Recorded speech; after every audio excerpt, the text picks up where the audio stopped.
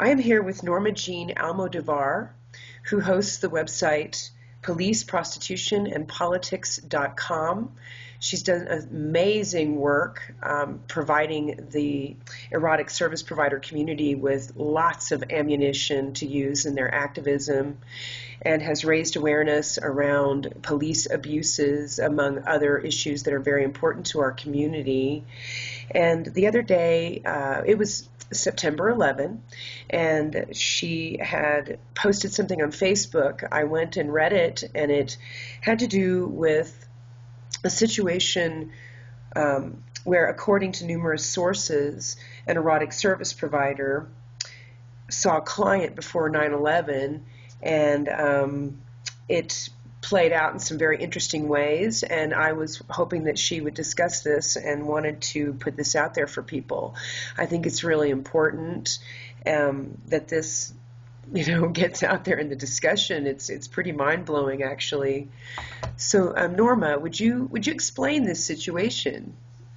Well, a number of years ago, of course, obviously after 9/11, a friend of mine wanted to introduce me to a former U.S. attorney who had an interesting story to tell. He wanted to write a book, and because I've written a book, he was interested in collaborating with me on this book, and the book was going to be about what he knew to have taken place prior to 9/11. And according to him, there was a madam in Florida named Judy Kruger who sent one of her employees to see this individual who, as it turned out, according to him, was Mohammad Atta. And we know he was one of the terrorists on the planes that crashed into the World Trade Center. And according to the young lady, to her boss, Mohammad Atta, told her the entire scenario of what was going to take place on September 11th of 2001, knowing full well that even if she told someone, number one, she wouldn't be believed, and number two, the government officials, whether it was police or FBI, would be more interested in the issue of prostitution than in what she had to say about the alleged plans of the terrorists. But she was absolutely terrified with what she knew, and she told Judy, and together, according to this individual, together they went to the police. And the police told them that this was a matter for the FBI and that they should go tell this story to the FBI, which they subsequently did. And just as Mohammad Atta allegedly predicted, the FBI was not interested in what she had to say. What they were interested in was that this madam was running a prostitution ring in Florida, and they wanted to put the squeeze on her because they knew also that there were prostitution rings, allegedly. They call them prostitution rings. It's not a ring. It's just an employment service across the country. And so using threats and intimidation against Judy, which they basically were threatening her with the IRS, as well as, of course, incarceration, she agreed to become an informant and help them set up these madams across the country. And so, according to this individual, this former U.S. attorney, on the morning of 9/11, as the planes were diving into the towers and people were being murdered, the FBI initiated the wiretaps on the phones of these alleged madams across the country, from which ultimately the arrests were made of these individuals. And according to the FBI, they were able to shut down a major international or national prostitution ring, and they threat to everyone in the United States because, of course, it is a terrible thing when someone is paid to provide pleasure to another human being. This is disgusting and far more dangerous and serious than people being murdered by terrorists. So this is the story that I heard from this man. We both expressed great concerns about our well-being if we were to write this book, because I personally know how the police behave when you expose corruption. Right. And I really was kind of fearful that if we were to go forward with a book project, that it would culminate in my going to prison or worse. Mm-hmm. And he understood that. And of course, I did not want to put him at jeopardy either, especially because of his former position. By the time this happened, this story that he gave me, he had retired. So he wasn't in danger of losing his job, but he knew that the government retaliates against whistleblowers. We know that because Edward Snowden is living over in Russia because he can't come home because he whistleblowed on corruption in the government. Oh, there's a long list of those people. Yes, there are. Turned up, suicided, and Yep. All sorts of horrible situations. But what do we have that, can verify this to any degree whatsoever? We have the documents of the arrests of these madams. We have in their disclosure, or whatever you call it, when they go to court and go to trial, have all the documentation of when the wiretaps were started and what this whole thing was based on. Obviously, the FBI didn't say how they got the information or what brought Judy to their attention. That was completely left out. Basically, all we know is that, and that we can confirm, is that these madams were all set up at the same time and the wiretap started. And according to the arrest documents, that date was September 11th of 2001. Well, I find this really, really interesting. And I mean, it didn't surprise me at all. And I just really feel I'm glad for you to speak about this. And we know it's true. They have a real problem with people, adults, grown adults, consenting adults doing, I know. It's like you go back to the time of the FBI guy, what's his name? J. Edgar Hoover. Mm-hmm. And you know how actually the government counts on people engaging in nefarious sexual activity because they can film it, they can use it as blackmail. I mean, they always have and they always will do that as long as things are against the law. I mean, back then oral sex was against the law, having sex with someone of a different race was against the law, taking someone across state lines to have sex that you weren't married to that person, that was against the law. So adultery was against the law. There were all kinds of things that could be used by the government, which uses blackmail as its way to get people to do whatever it is that they want. I mean, well, also, the FBI, amazing book, which you are probably aware of, Policing Sexuality by Jessica Liley. It really lays it out in simple terms that the FBI wasn't originally founded on a human trafficking lie, but truly became a federal reaching agency using a white slavery lie. Yes, the Mann Act. And, funding was poured into the FBI. They went from under 100 agents to, nearly 500 agents overnight. And then, had funding to be able to, have a truly broad reach in comparison to before. And that entire campaign was a total lie. And a very racist lie as well. Oh, absolutely it was. And I mean, it continues to be racist in a lot of ways, although I really hesitate to say it because obviously the laws are used against everybody of every color. Yes.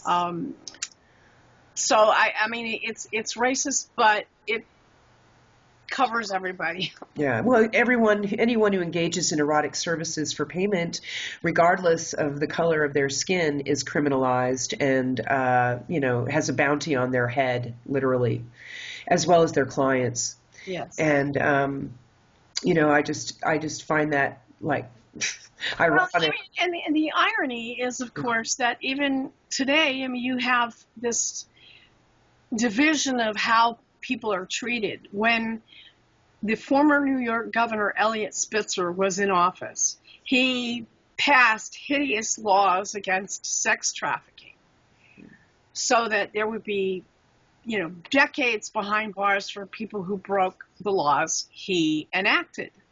And yet, when he was caught transporting his sex workers from New York State to Washington, D.C., or the other places where he met them, he wasn't charged with any crimes whatsoever. Of course. He merely resigned, and according to people who spoke about this, well, he was embarrassed so much, that's enough punishment for him. Well, wait a second. No. When people's lives are destroyed and decades of their life are stolen from them, not just their jobs, their families, their everything is taken from them, then just making him like the laughing stock and embarrassing him is just simply not enough. Not when he is the one that passed those laws, which harmed so many other people. Yeah.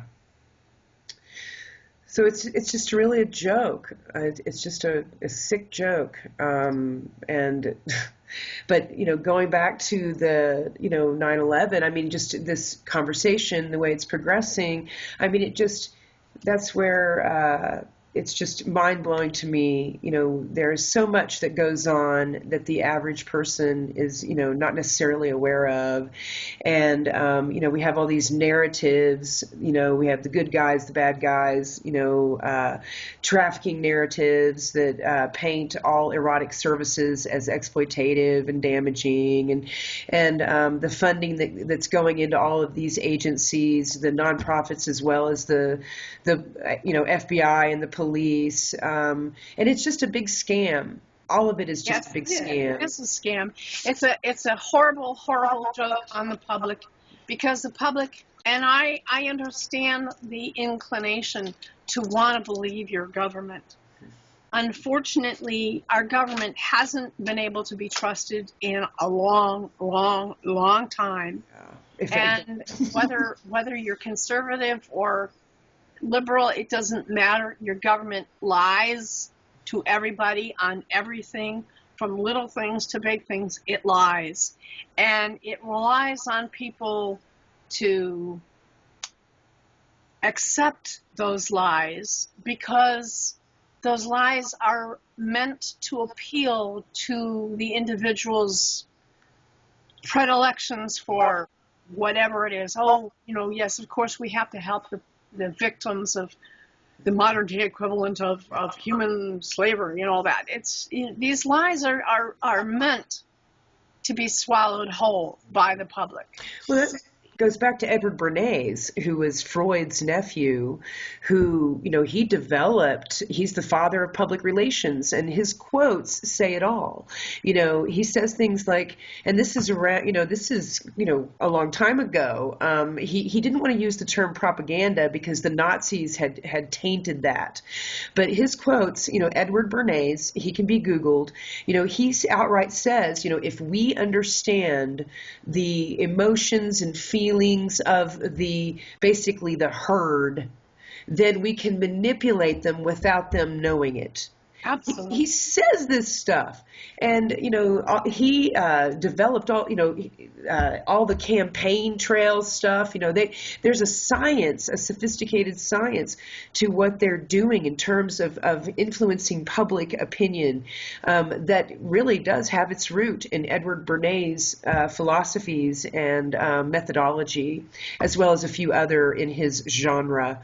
But nowadays, it's become a sophisticated science where where, people are thinking that they are actually forming opinions themselves, but they're not. They're actually being programmed to trust and believe and think and do and act in certain ways, from the products they buy to the way they vote to, everything. And you really have to pull away from that and analyze yourself and analyze the situation to see and dig through a lot of BS to get to the truth. And, here you have the situation with 9/11 that's, very few people are even aware of it. And I just, I wouldn't doubt it at all. I don't doubt it. I believe it. And, I believe here you have one of the first things I thought about it was you have this sex worker, this erotic service provider, this prostitute who sees one of the terrorists as a client, and he tells her everything, knowing she's not going to be taken seriously. Yeah. Just like they're not taken seriously when they try to report that they were raped. Right.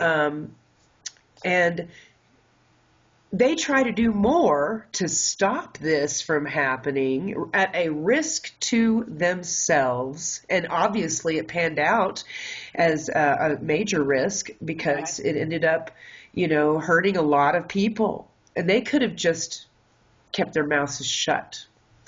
And took care of themselves and only themselves, but they chose to think of others, and I'm not surprised about that either. Yeah.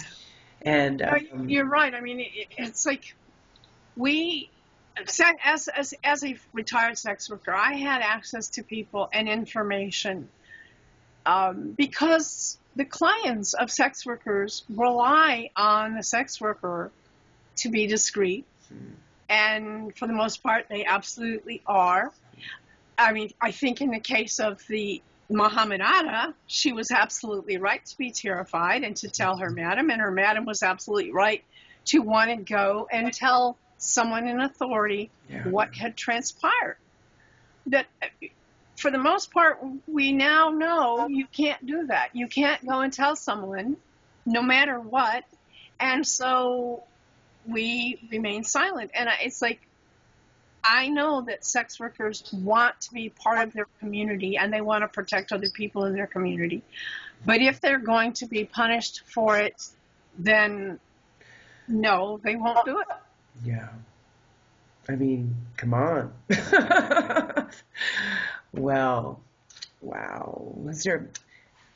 And I know that people are like, they're all tired of hearing all of these conspiracy theories, and they're like, oh yeah, we've heard that, and it's like, it had to have happened exactly the way the government said it did, and nothing else took place, and no, there weren't anybody, involved in knowing about this. No, I know that for years, actually, I spoke at a couple of places where I talked about this particular situation, and I was told by a number of people, I'm thinking of one woman in particular, that it had to be a lie because Muslims, especially the very religious ones, don't go to prostitutes and they don't do these things because they're dedicated to Allah. And you go, no. Really? I have had clients through the years that, and they even discussed this with me, that back in their homeland, usually they were here going to college, university, that if it were found out what they were doing, that they could even face death.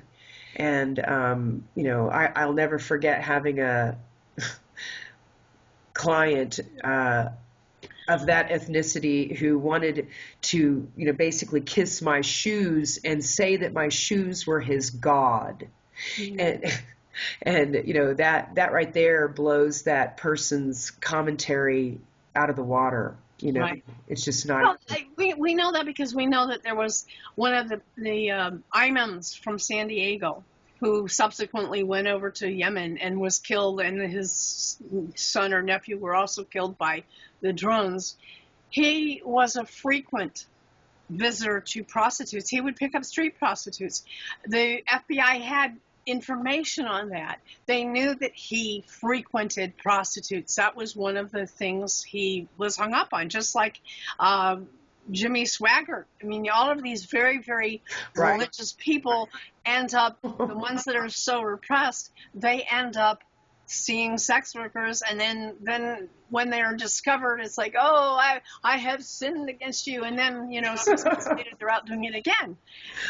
You can't stop what human beings do.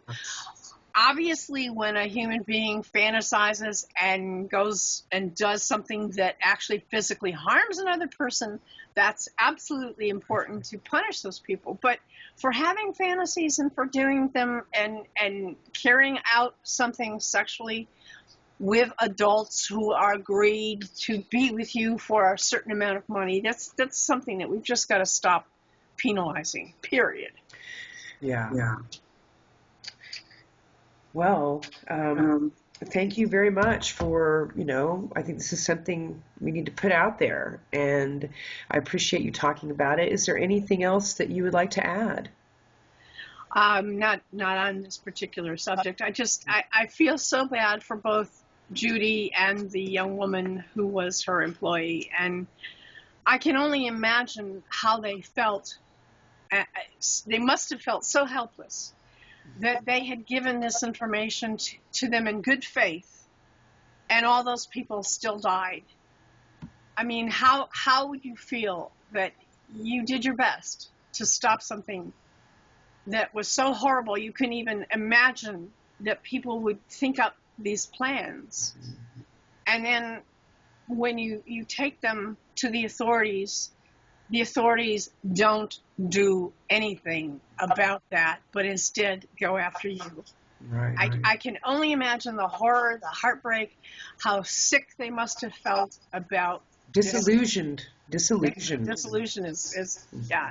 If there's a stronger word, that's probably a better choice. But yeah, I can't even imagine what it must have been like, and how guilty they must have felt that they couldn't do anything. And I just wonder if those FBI agents that they went to, if they have any pangs of guilt for what they did and for not stopping this act of terror.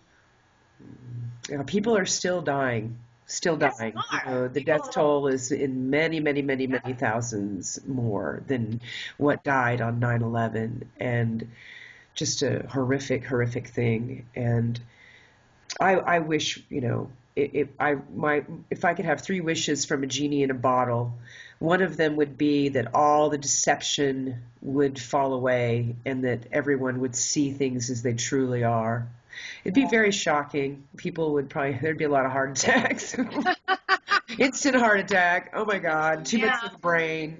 But thank you, Norma. I really appreciate you. You are a wealth of so much information, and what you have done, the time and the hours, and just what you are so committed to this, and committed to raising awareness around the human rights violations that are occurring probably as we speak, and will continue to occur until we are decriminalized and have equal protection under the law. And I just thank you so very much. That's not lost on me, the amount of time and life that you have spent and what you have gone through personally. And you're just definitely one of my sheroes, and I appreciate all the work that you've done very much. Thank you so much, and continue to do. Well, thank you. Yeah.